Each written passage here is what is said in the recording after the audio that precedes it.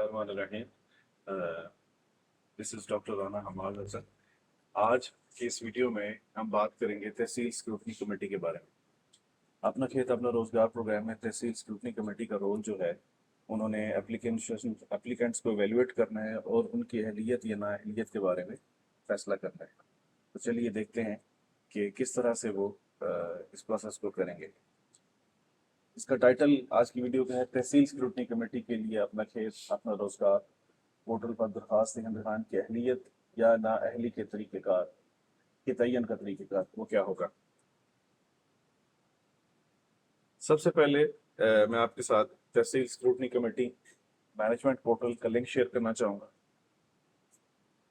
Link जो है वो आपके सामने है akar.pulse.gop.pk।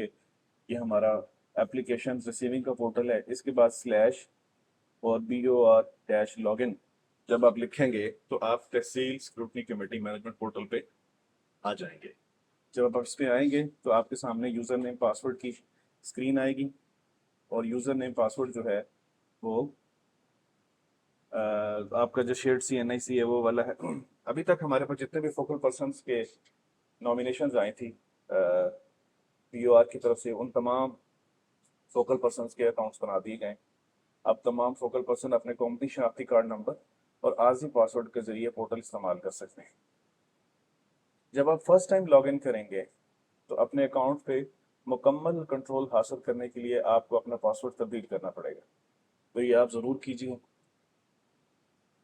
आपकी याद दहानी के लिए जो आपका यूज़र नेम है वो फोकल पर्सन का CNIC है और CNIC डालते वक्त आपने CNIC में डैशेस भी डालनी है। और आपको जो टेम्प्रेरी पासवर्ड है वो pulse@1234 है। पल्स का P बड़ा है, ULSE छोटा है, @ साइन है, उसके बाद 1234 है। जब आप CNIC और ये पासवर्ड देंगे तो पोर्टल आपको फर्स्ट टाइम अपना पासवर्ड चेंज करने के लिए कहेगा। वो मैं अभी आपको डेमो करके दिखाता हूँ। सिर्फ याद दहानी के लिए कि अपना खेत अपना रोजगार की जो अहलियत है उसमें कौन से मेजर पॉइंट्स हैं। सबसे पहला पॉइंट ये है कि कोई भी एप्लीकेंट ज़री ज़मीन का मालिक नहीं होना चाहिए और ज़्यादा से ज़्यादा उसके पास 10 मरले तक का सिर्फ एक रिहायशी प्लाट है।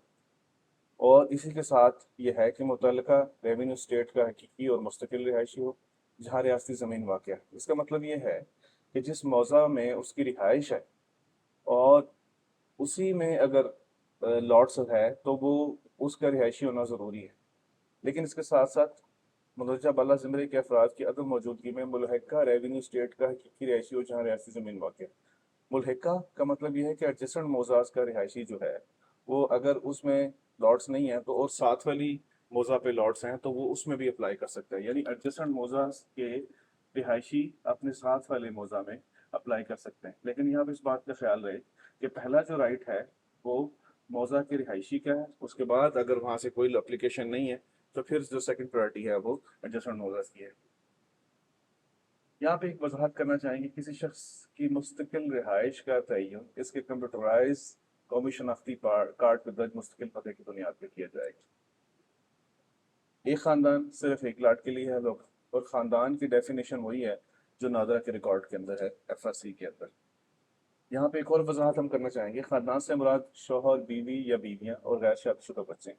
लीज लेने वाले का बालिग शादीशुदा बेटा जो अलग रिहाइश रखता है इस तारीख में शामिल नहीं होगा। किसी भी सरकारी अलॉटमेंट और लीज स्कीम का फ़ायदा उठाने वाला शख्स भी हाल नहीं होगा। और सबसे आखिर में सूबाई या वफाकी हुकूमतों खुद मुख्तार इदारों कॉरपोरेशन वगैरह के मुलाजमीन और इनके ज़ेर कफ़ालत अफराद इस स्कीम में शामिल शिरकत के हाल नहीं होंगे। तो ये एक एलिजिबिलिटी क्राइटेरिया है जो स्क्रूटनी कमेटी ने देखना है।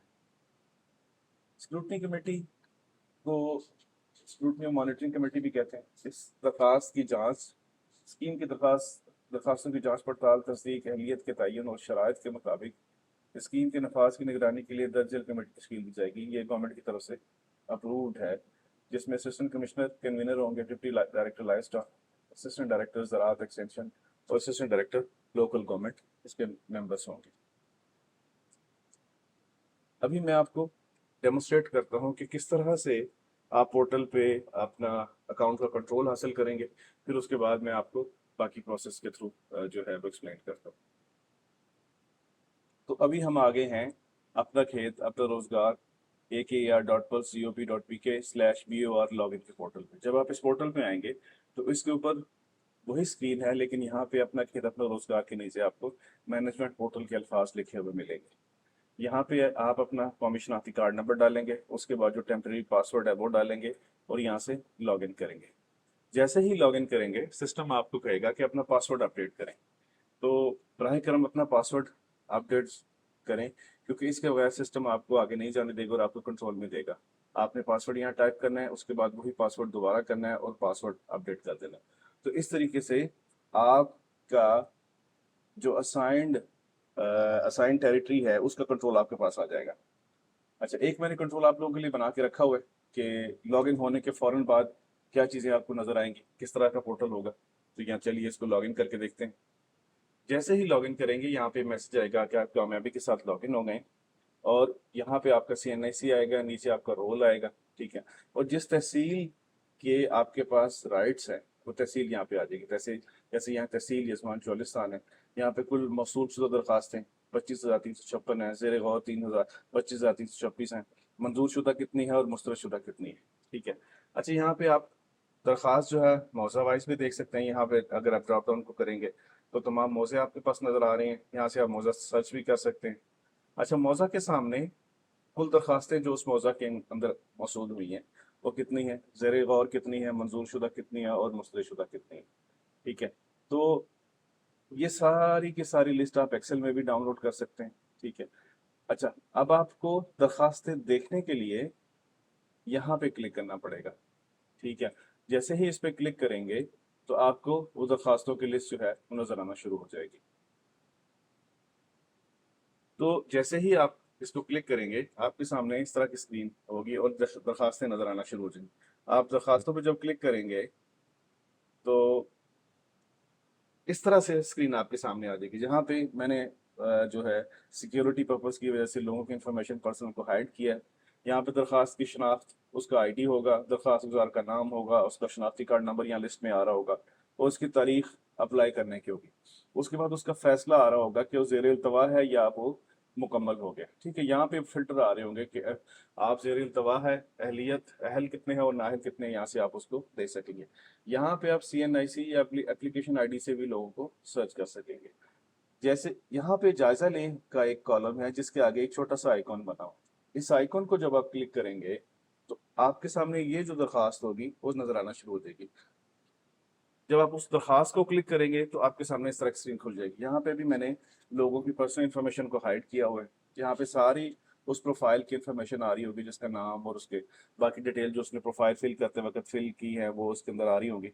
यहाँ पे कमेटी अपना फैसला करेगी कि उसने इसको अहल करना है और या इसने इसको अहल नहीं करना है, ठीक है। तो अगर प्रोफाइल को स्क्रॉल करेंगे तो जो डॉक्यूमेंट्स उसने अपलोड किए हैं वो सारे के सारे इसमें नजर आ रहे होंगे, और जो हलफनामा उसने एप्लीकेशन सबमिट करते वक्त चेक किया सारे के सारे यहाँ पे नजर आ रहा होगा।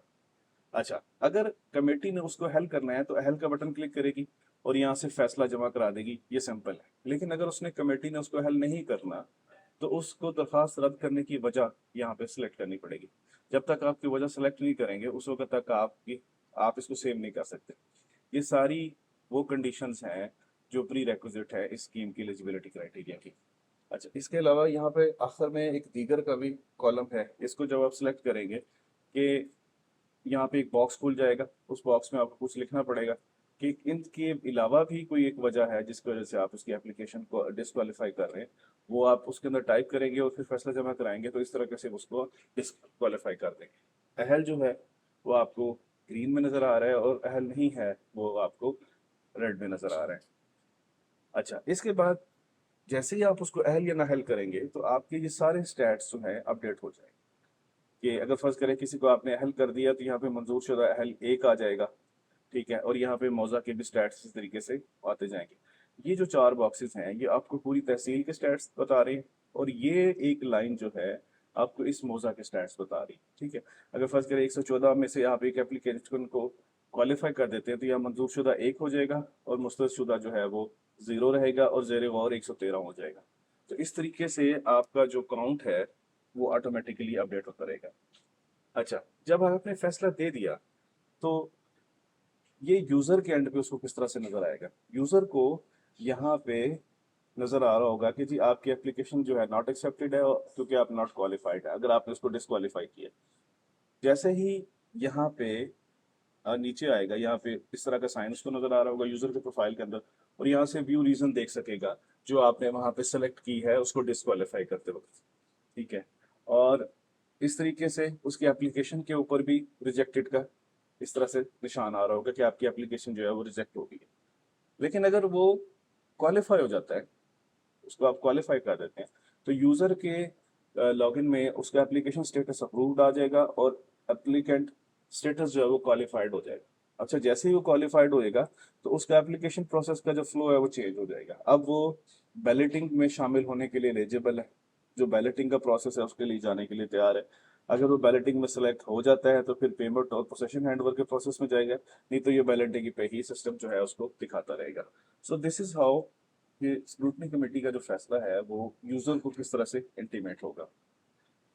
इसी तरीके से उसकी एप्लीकेशन पे भी अप्रूवल फॉर बैलेटिंग आ जाएगा जी कि आपने 3 लाटों में अप्लाई किया था और आपकी जो दरखास्त है वो इन 3 लाटों के लिए अप्रूव हो गई है।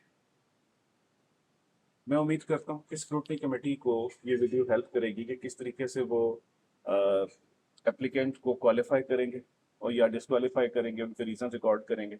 यहाँ पे एक बात अहम है कि जो लीगल प्रोसीडिंग है वो आप एज पर रूल्स करेंगे, और जो भी उसके मिनट्स वगैरह बनेंगे सारे के सारे वो प्रोसीडिंग उस तरह से होंगी।